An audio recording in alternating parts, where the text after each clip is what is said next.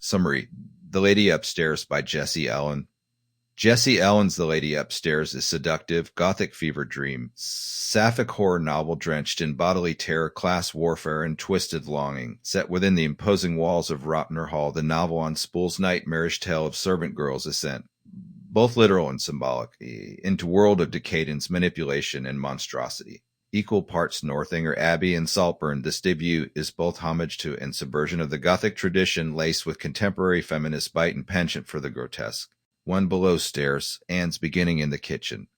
When we first meet Anne, she is living bleak, backbreaking existence in the scullery of Ropner Hall. Her days are filled with soot, grease, and the endless clatter of dishes. She doesn't know, or perhaps has forgotten, how she ended up there. All she remembers is that she has always dreamed of escaping the grime and gloom of the kitchen and ascending the social ladder. More than anything, she longs to become lady's maid.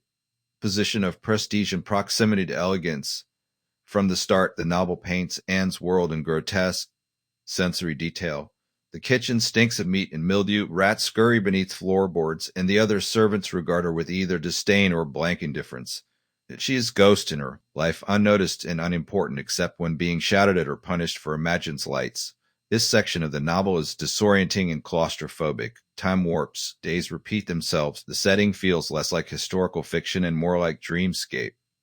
Reminiscent of Angela Carter's The Bloody Chamber or the early works of Shirley Jackson, Ropner Hall is less house and more character, looming, watchful, and hungry. 2. The chance encounter, meeting Lady Charlotte. Anne's life begins to shift when she catches the eye of Lady Charlotte, the ethereal and enigmatic mistress of Ropner Hall.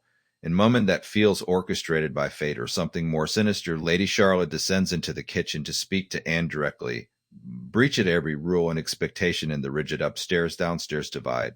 Lady Charlotte is magnetic, with voice like velvet and eyes that seem to see straight through Anne. Their interaction is brief but charged with something unnameable. Desire, maybe, or danger. Soon after, Anne is summoned upstairs and offered the impossible.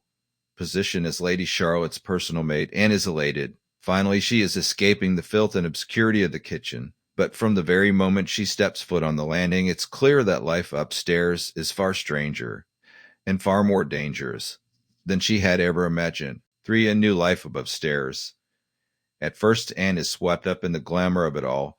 She now dresses in finer fabrics, moves through candlelit corridors, and sleeps in proper bed. Lady Charlotte is simultaneously doting and aloof, sometimes motherly, sometimes flirtatious. Anne becomes obsessed with her voice, her perfume, her stories about the hall and its history. She begins to feel special, chosen, loved even.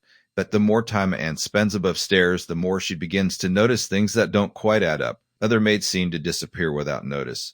Rooms change shape overnight. There are strange noises behind the walls, and once Anne finds trail of blood that no one seems willing to explain. Lady Charlotte herself seems to grow more erratic. At times she is affectionate and confiding, treating Anne like dear companion. Other times she lashes out cruelly or retreats into long, silent trances. Anne, desperate not to lose her place, starts gaslighting herself.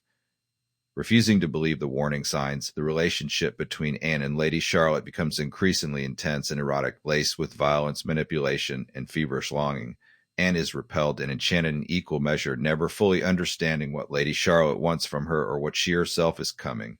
4. The body, the blood, the house.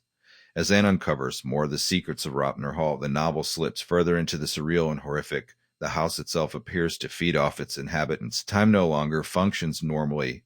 Days stretch and collapse. Anne finds locked room filled with moths, dressing table with mirrors that reflect versions of herself she does not recognize, and cryptic journal written by previous maid who may have died or been consumed.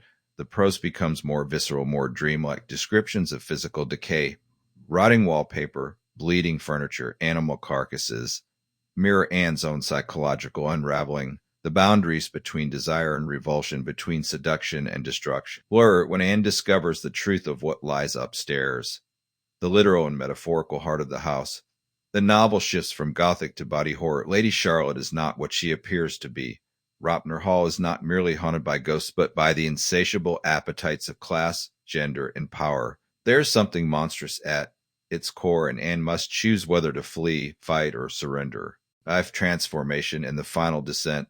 The novel builds toward climax that is both violent and transcendent. and now nearly unrecognizable from the girl who once scrubbed floors in the kitchen, confronts the darkness at the heart of the house and within herself. There's blood, there's metamorphosis, there's reckoning with her own complicity, her own hunger. Ellen refuses to offer clean moral resolution. Instead, the novel ends in swirl of ash, silk, and shadow. The final image, Anne alone in high window, looking down at the estate she once served, is both triumphant and terrifying. Themes and style.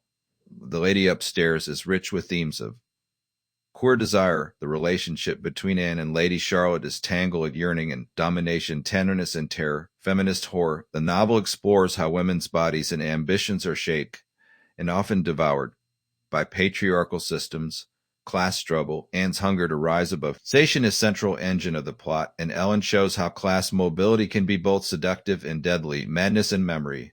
The fractured narrative and surreal setting reflect Anne's unreliable grasp on reality, inviting comparisons to the yellow wallpaper or Jane Eyre through lens of hallucinatory dread. Stylistically, Ellen's writing is lush, lyrical, and full of rock.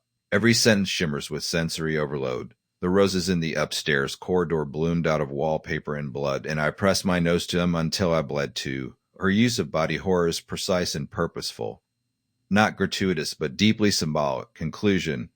Jessie Elland's The Lady Upstairs is daring, original debut that reimagines the Gothic novel for new generation.